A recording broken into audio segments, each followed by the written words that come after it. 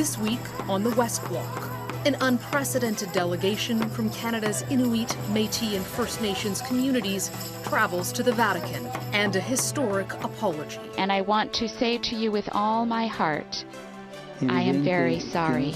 Pope Francis asks for forgiveness for the Catholic Church's involvement in Canada's racist and abusive residential school system. We seek to hear these words of apology on our land and our homes. We talk to Inuit leader Natan Obed about meeting the Pope, his apology, and what this visit means for reconciliation. From their beloved Ukraine under attack to Parliament Hill, Ukrainian MPs travel to Canada to raise awareness and ask for help. We'll speak to the chair of the delegation about Russia's invasion and what Canada can do. We need to, all of us, work together to transform for the better the culture of the armed forces. Canada's former top soldier, retired General Jonathan Vance, pleads guilty to obstruction of justice and receives a conditional discharge. We'll talk to an expert about the message that sends to survivors of military sexual misconduct and what it means for efforts to change the culture in the Canadian Armed Forces. It's Sunday, April 3rd, and this is the West Block.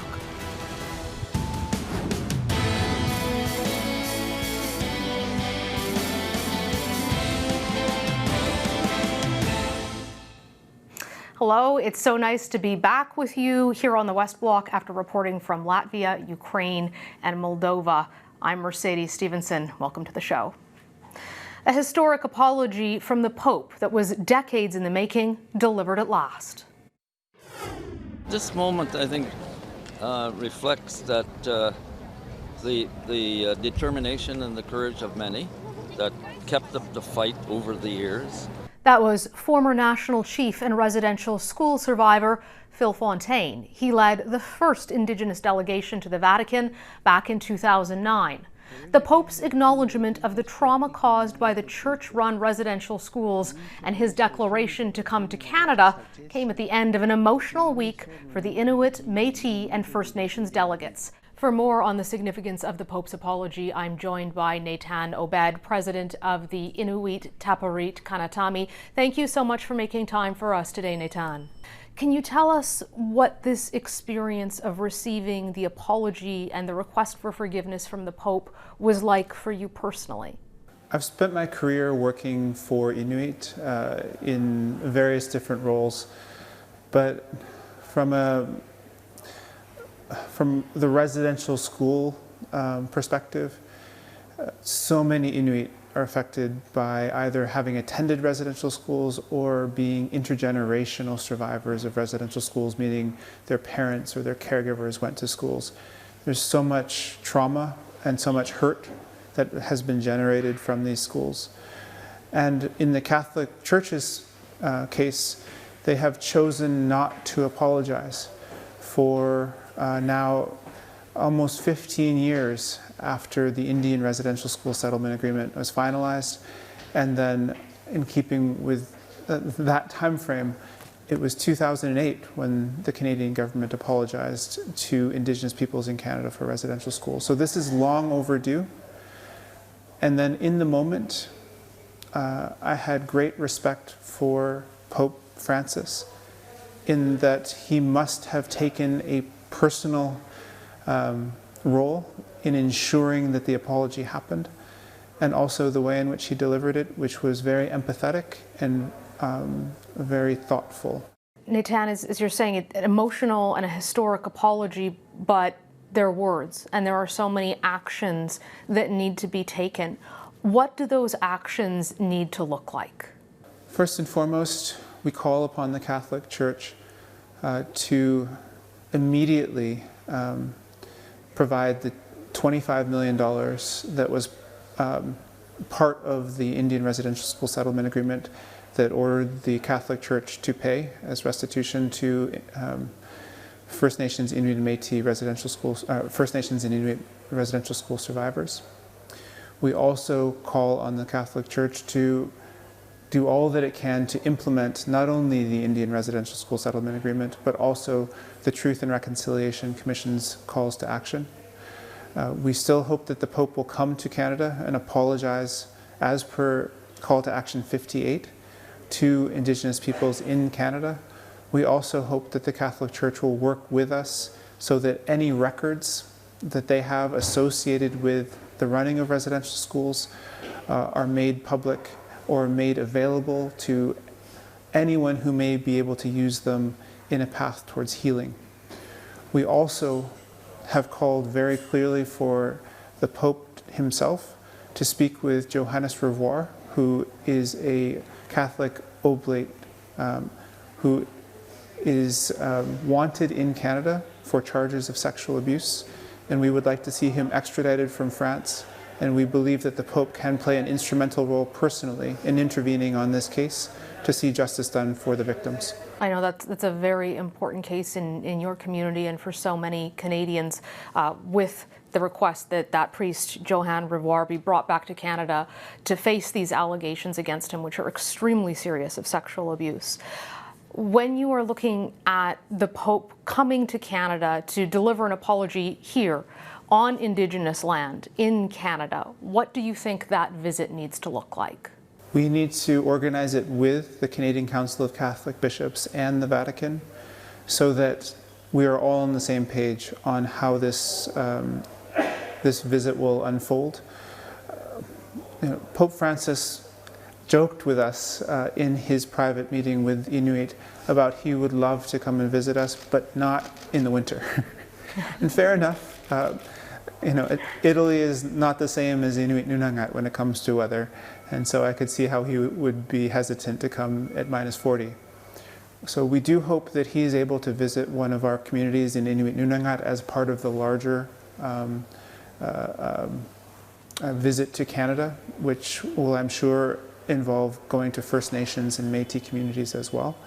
But we need to be involved in this and provide advice and allowed to be a participant in the way that this all unfolds so that we can do the best possible job to match the ambition of the Pope with the ability to make the best of that for all of us.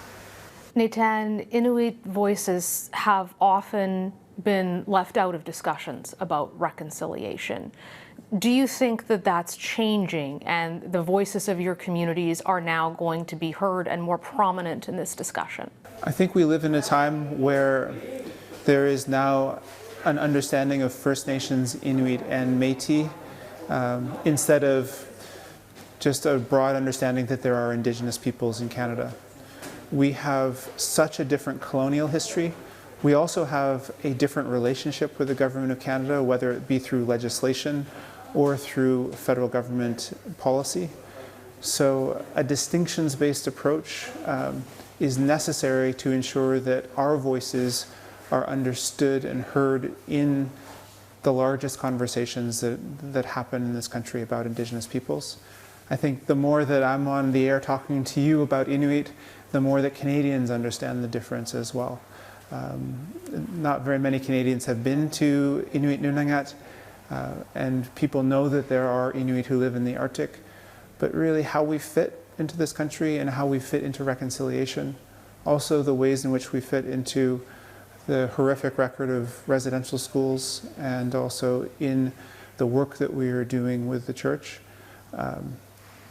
It starts with knowledge. It starts with understanding who we are and the specific concerns that we may have. And we're very fortunate to live in a time where our voice is being heard more and more. Natan, thank you so much for taking the time to share with us and to join us. And we look forward to speaking to you about this many more times in the future as this progresses. Thank you again for making time for us. Absolutely. Thanks for having me. For anyone in need of support, there's a 24-hour crisis line available to residential school survivors. The toll-free number is 1-800-721-0066. Up next, Ukrainian MPs take their message for help to Ottawa. We speak to the head of the delegation about why protecting Ukraine's democracy matters to the world.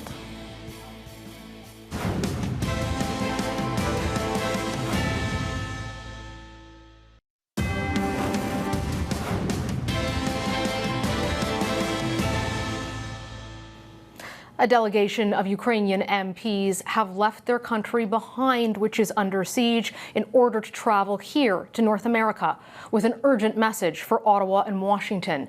Ukraine needs more military assistance and more sanctions against Russia, as well as humanitarian and financial aid for their people. I'm joined now by the chair of that delegation, Lesia Zaburanna. Thank you so much for joining us. We're sorry that it's under the circumstances that it is. I was just in Ukraine not long ago. Certainly incredible fight, incredible resistance and resilience and determination of your people. But you're here talking to Canadian and American politicians because you need help. Yes, thank you for invitation. And first of all, I would like to say thank you for all Canadian people, to Canadian government for the support and for their efforts. You know that in Ukraine, we're absolutely sure that Canada is one of the best friends for Ukraine. And now when we have really a terrible situation in Ukraine, we need more support. We need more support from your people, from your government, from your parliament. And you're absolutely right. First of all, here, we are trying to discuss and to highlight three main issues. The first one is military assistance. We absolutely believe in our nation. We absolutely believe in our people. And we believe that we will win. But we would like to highlight that it's not a war between Russia and Ukraine. It's a war between evil and democratic world. So we have to win.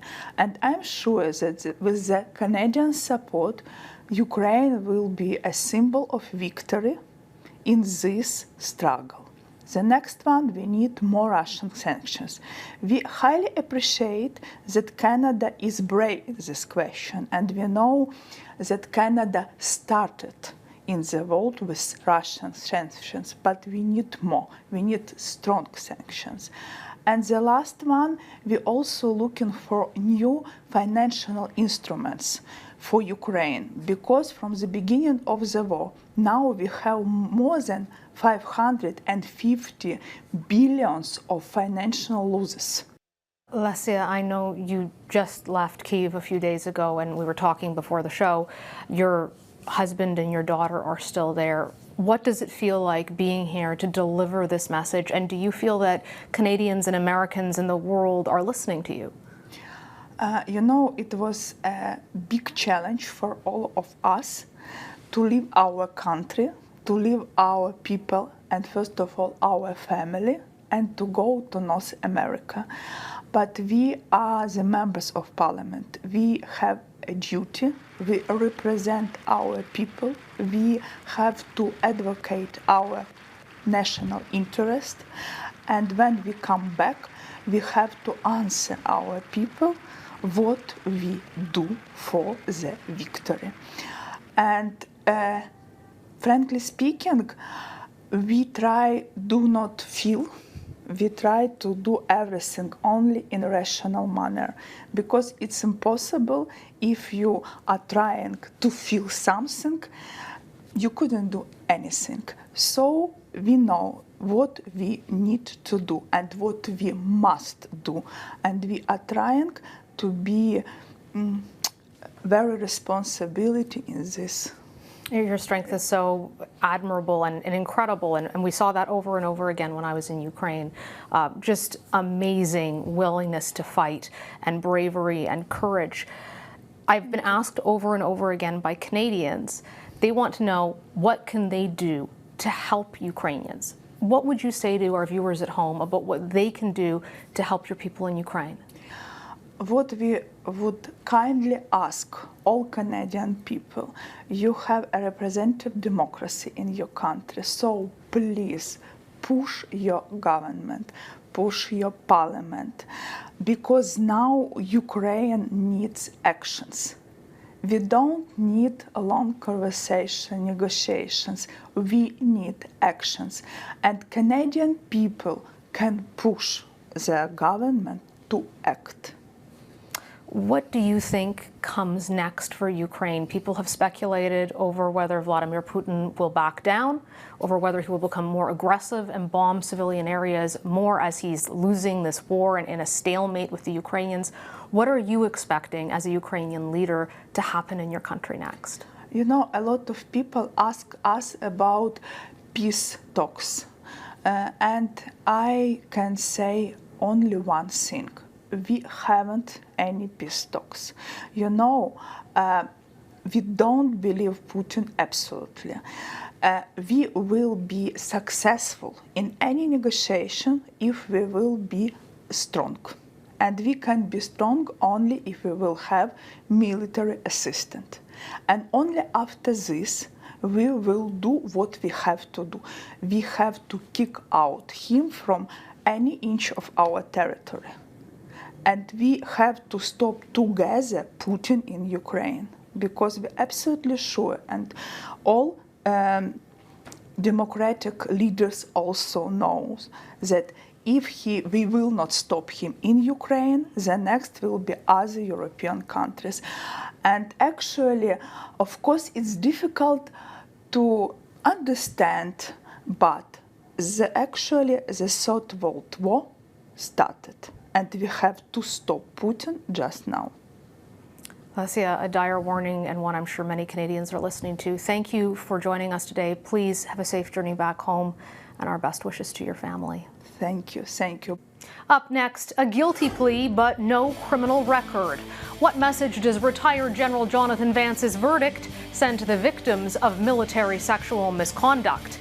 Military culture expert MacKenzie joins us after the break.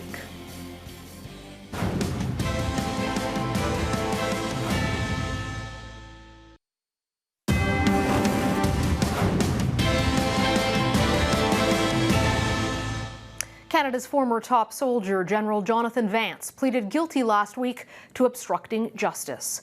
The court heard that Vance encouraged Major Kelly Brennan, a subordinate with whom he had a clandestine intimate relationship, to lie to military police to cover it up.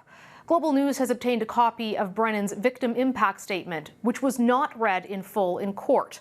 In it, Brennan says, quote, "It sickens me to have to say, I have received over 200 emails from other members that conveyed to me the hardships they had also endured while they served." She adds that, "As a soldier, I was trained to follow orders and respect my superiors.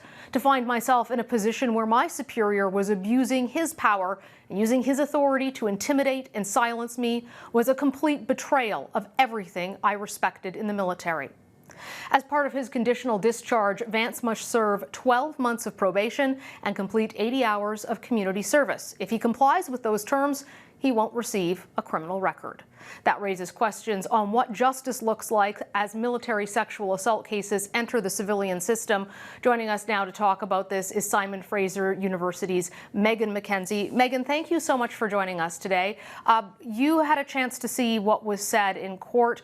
What were your thoughts on John Vance receiving a conditional sentence, which means there will be no criminal record despite his guilty plea if he complies with the conditions, and just the way that this was handled by the authorities in the justice system?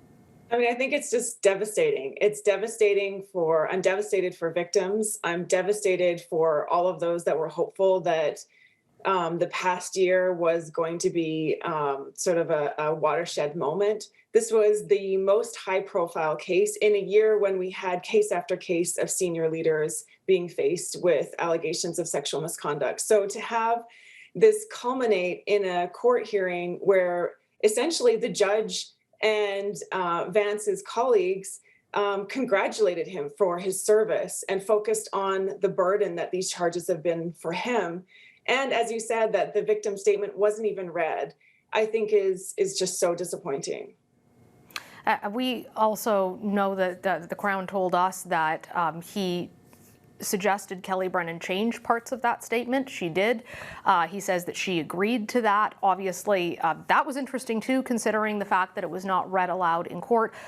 But what do you think the message is that this sends to men and women in the Canadian Forces who might be thinking about coming forward with their own stories? Will they still feel there's enough of a sea change that they're able to do that, or does this really throw a wrench into things? There's no evidence that there's a sea change. There's no evidence that this has been a watershed moment. I think there's a lot of rhetoric, and there's a lot of, I think, good intentions and hope and commitments, but in terms of actually holding perpetrators accountable and actually having zero tolerance for sexual misconduct, here we see that even when a senior military leader admits guilt to a criminal charge, ultimately he's unlikely to have a criminal record. So I can't imagine, it's already very difficult for victims to come forward. It's so personal. It's difficult for their lives. There's nothing for them to gain other than a sense of justice. And so for them to see a case like this result essentially in a pat on the back and accolades rather than a criminal conviction, I think is really discouraging. When you look at the changes that are underway, obviously we haven't heard much about that other than the commitment to move sexual assault cases out of the system. We're still waiting on the Arbour report. The government won't answer our questions on exactly when that's coming out, other than to say that it's going to be sometime in the spring or in the summer that is likely to happen. In the meantime, there's things the military could do. For example, John Vance has a number of military honors and awards. They could recommend to the Governor General that things like his Order of Military Merit should be stripped. Do you think that that's something the military should be looking at to send a message in the wake of this verdict? I think it is something they should be seriously looking at. I think it would send a strong message. I think what we see here is that, look, the civilian system isn't great at handling sexual misconduct cases either. And so simply moving military cases into the civilian system isn't going to be a silver bullet. We still have broader cultural issues. And so I do think removing someone's honors and all of the access and benefits that they get from that is at least something in the face of a total failure of holding someone accountable in terms of justice. What did you think of the political response to this? What we asked the Prime Minister about it, we asked the Defense Minister, and they said, well, we can't comment on a criminal case. And that was kind of the end of it. Yeah, I think that's disappointing. I think that we had a minister who expressed a very serious commitment to handling this issue. And handling this issue means being accountable when you have a clear case where there isn't any accountable to perpetrators or alleged perpetrators, where you have one of the most senior member of the Canadian Armed Forces who's essentially not going to face any criminal charges. I do think it's important for political leaders to weigh in and clarify their position, to make clarifications around their commitments, and they have the power to do things like stripping honors. So I think it's not enough to sort of step back and then still use this rhetoric of cultural change. Well, these are the examples that either change culture or entrench culture. Megan MacKenzie, thank you so much for joining us today. Thank you for having me. That's our show for today. Thanks for watching. We'll be back here next Sunday for the West Block. I'm Mercedes Stephenson.